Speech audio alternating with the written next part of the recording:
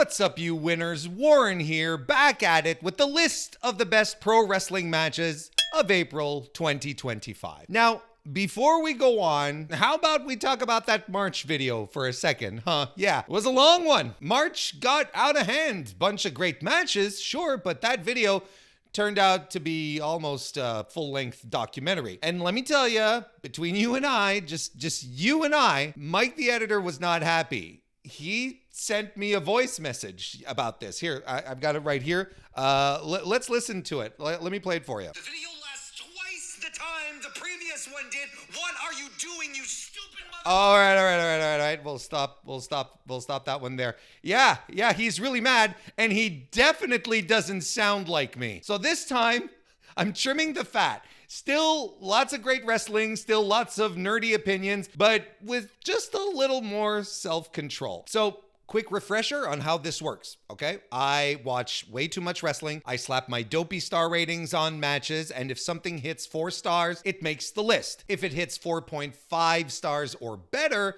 then we talk about it in detail. That's a system, that's the deal. Oh, and one last thing. I mentioned back on one of my podcasts back in March, I'm done covering WWE regularly on this channel. That goes for these lists too. So yes, I've heard all about Io versus Bianca versus Ripley at WrestleMania 41 being amazing. And I'm sure it ruled. It's just not going to show up here. Okay? Okay. Let's start by breaking down the tip-top best matches of April 2025.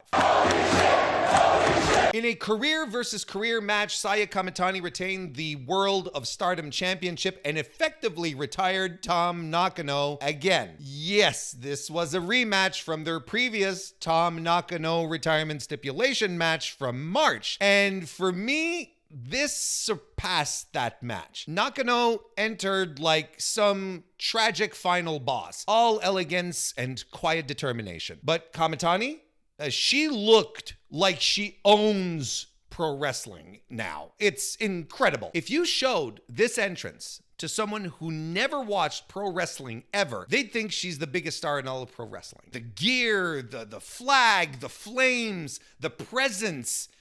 She walked out like she already won and then wrestled like she was proving the point. It's crazy how this heel turn has completely and utterly remade this person. Anyway, this match was vicious. They threw each other around like they were trying to break something. Hitting poison ranas, apron bumps, a sick back suplex onto the floor, and the headbutts. Those headbutts, they were disturbing. Over and over, shoot, head-to-head contact. The sound, the stagger, the silence between those thuds. Tremendous, but also gruesome.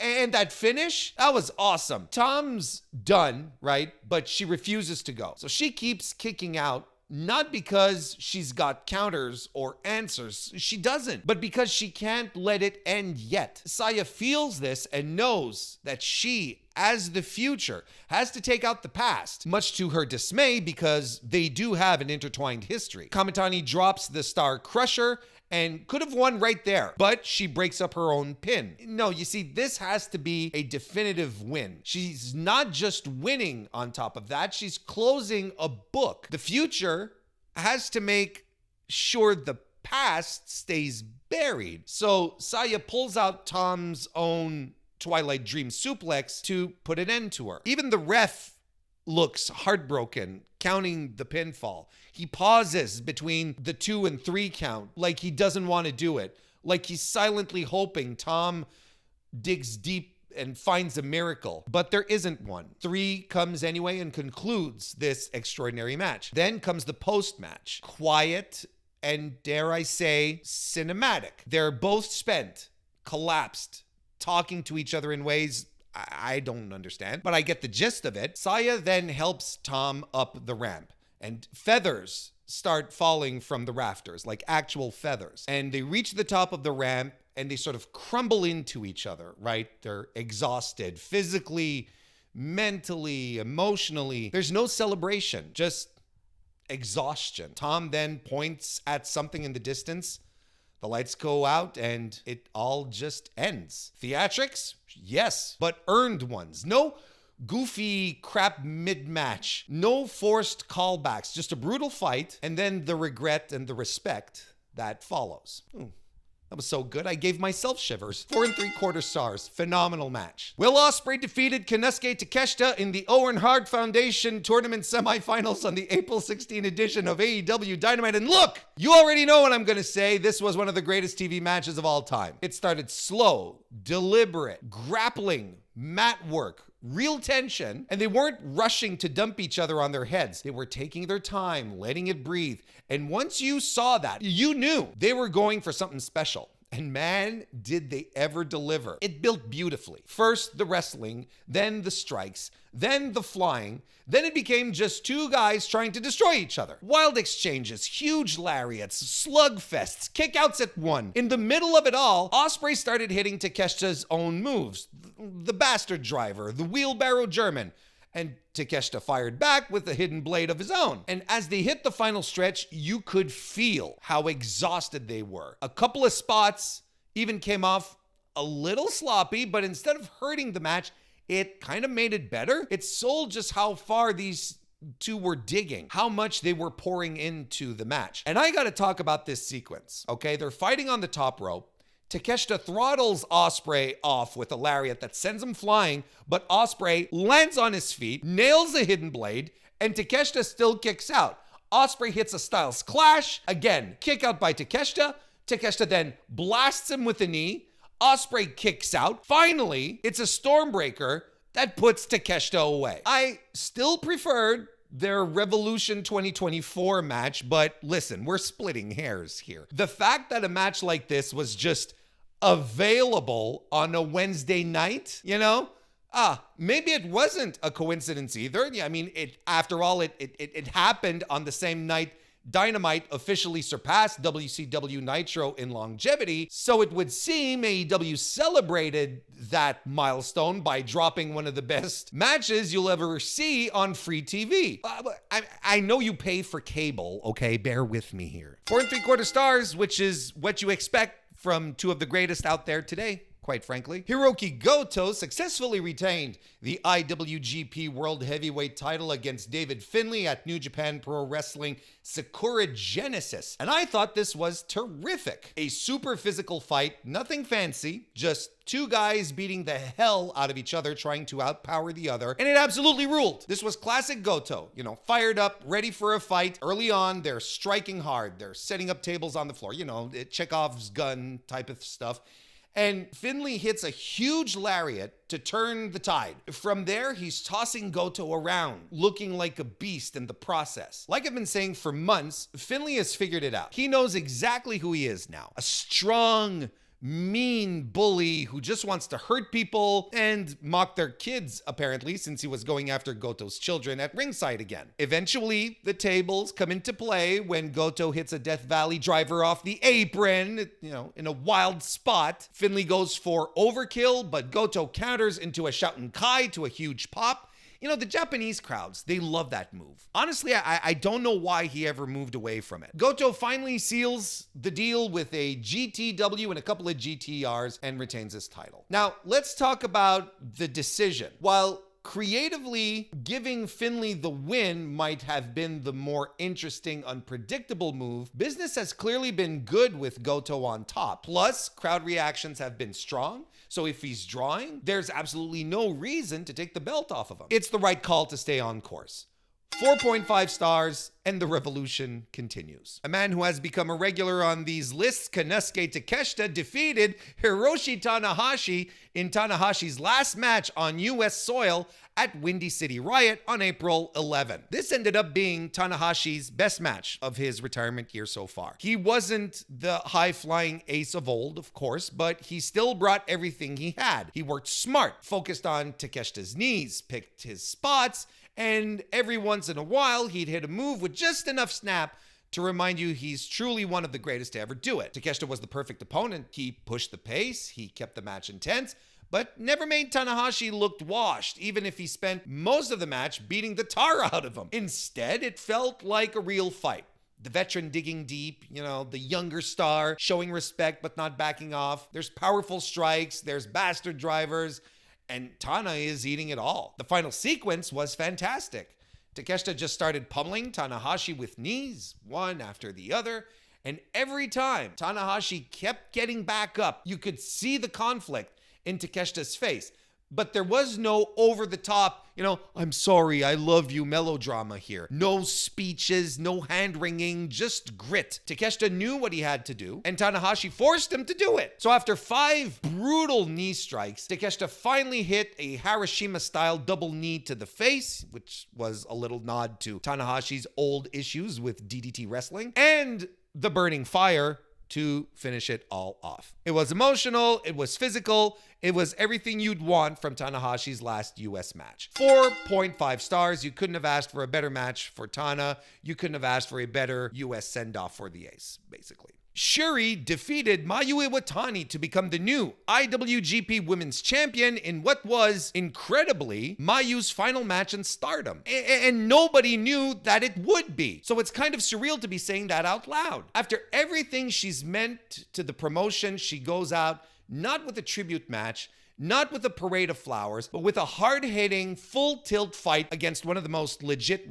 wrestlers on the roster. No fluff, just a statement. And Shuri, well, she's finally back where she belongs. It's been long overdue, but we're finally reconnecting with Shuri as a top-level threat, not just someone who shows up for the big matches every few months. The match kicks off with a sprint. Shuri throwing kicks immediately, then spikes Mayu with a DDT on the floor. Mayu sells the neck for the rest of the match. Later in the match, Shuri hits an avalanche wrist lock toss. Yes, that's something she did. And somehow keeps the hole locked in when they crash to the mat. And we're like, just ridiculous stuff. Mayu comes back with a crucifix bomb, a moonsault, and a whole lot of heart. They're just tossing each other with suplexes, trying to cave each other's chests in with kicks. Eventually, Shuri starts stacking the deck. Snapdragon suplex, stiff kicks, and then that brutal cross-arm driver she breaks out when it's time to finish things. And it was indeed time to finish things. 4.5 stars. Second best match of the night for the Stardom show. And listen, if people want to call it a passing of the torch, that's fine. But let's be real, Shuri has already held the torch before. The Lucha Solos duo of Divino and Maldito defeated the Panther Brothers to retain their titles at the Dragon Gate USA Pro Wrestling Revolution show called The Gate of Revolution on April 18th. I hadn't seen much of these 4 guys before this match, and after this, I'm kicking myself. This was an absolute wonderful spot fest, but in the best Lucha Libre way possible. These 4 just went all out, creating one of the most exhilarating, high-flying tag matches you'll see anywhere. The Lucha Solos had the best spot of the night when Divino hit a Frankensteiner off the top onto his partner, Maldito, sending him onto the Panther Brothers on the floor. It was just nuts. But then they hit a Doomsday Device Destroyer, and I nearly lost my mind. The timing, the athleticism, it was all spot on. This wasn't a match that held back. It was a showcase of everything great about Lucha Libre. High-speed exchanges, insane creativity, and a level of athleticism that was just off the charts. If DGUSA keeps running shows, they absolutely need to bring these guys back. But honestly, if there's any justice in the world, these guys are getting booked all over the place. Not just Dragon Gate, not just Pro Wrestling Revolution. They're too good not to be. 4.5 stars for me. This match is a must-see. And if you missed it, we'll catch it now because that's what makes it must-see. Next on the list, Ben K, Hayo, and KZ defeated the Z-Brats group of Ishin, Kota Minoura, and Shun Skywalker. I'm not super familiar with Dragon Gate, but I've heard a ton of great things about these guys from friends who follow the promotion closely. And after seeing this match, I get it. From the start, we had a lot of shenanigans with the Z-Brats taking the fight into the venue and brawling through the crowd. It was chaotic, but in the best possible way. The match settled into a longer babyface in peril segment with Hayo. Honestly, he made it work. He was isolated by the Z-Brats for a while, but the guy just kept fighting back. He escaped a powerbomb from Shun Skywalker and eventually made the hot tag to Ben K, who hit a spear that was absolutely insane. I'm not kidding. It's the kind of spear that most wrestlers think their spears look like when they do a spear. The go-home stretch was wild with fast exchanges, big moves, and a few jaw-dropping moments. Kota Minoura hit one of the nastiest knees I've ever seen, and Ben K's missed corner spear got the crowd absolutely fired up. Eventually, Ishin gets isolated and eats the Ben K spear to end the match. It was chaotic, fast-paced, and perfectly executed. 4.5 stars. If you haven't seen this yet, what are you waiting for? Get on it. Okay, so that does it for the top of the list. So let's run down the rest of it. Suzu Suzuki versus Mei Seira from the aforementioned Stardom All-Star Grand Queendom show. Robbie Eagles and Kosei Fujita versus Taiji Ishimori and Robbie X from the New Japan Pro Wrestling Road to Sakura Genesis show on April 4. Konosuke Takeshita versus Ryohei Oiwa from New Japan Sakura Genesis on April 5th. Gabe Kidd versus Tomohiro Ishii at New Japan Windy City Riot on April 11. Kyle Fletcher versus Mark Briscoe from AEW Dynasty on April 6th. The Young Bucks versus Speedball Mike Bailey and Kevin Knight from the April 23rd edition of AEW Dynamite. Kyle Fletcher versus Hangman Adam Page from the April 30 AEW Dynamite. Starlight Kid versus Izumi from the Stardom All-Star Grand Queendom show. El Desperado versus Clark Connors on the April 4th Road to Sakura Genesis show. Zack Sabre Jr. versus David Finlay from Windy City Riot. LeBron Cazone versus Leon Slater from Deadlock Pro's title fight in Vegas on April 18th. And also Grizzled Young Veterans versus Violence is Forever from the same show. Will Ospreay versus Kevin Knight from AEW Dynasty. Kenny Omega versus Speedball Mike Bailey versus Ricochet, also from AEW Dynasty. And Hangman Adam Page versus Josh Alexander from the April 16 episode of AEW Dynamite. So there you have it, you aces. Another list of the best matches in the can. Another month relegated to history. And my match of the year list looks like this now. For those of you keeping track at home, this is the first month of the year that I didn't give 5 stars to a match. Wow, really, Warren? Who cares? Thank you everyone for watching. I hope you enjoyed it. Let me know in the comments if I missed out on anything. I'd love to go back and watch stuff that may have slipped through my fingers. Subscribe to the channel for more wrestling content and follow me also on Blue Sky at MrWarrenHayes.show. Gotta wrap this up before Mike the editor gets mad.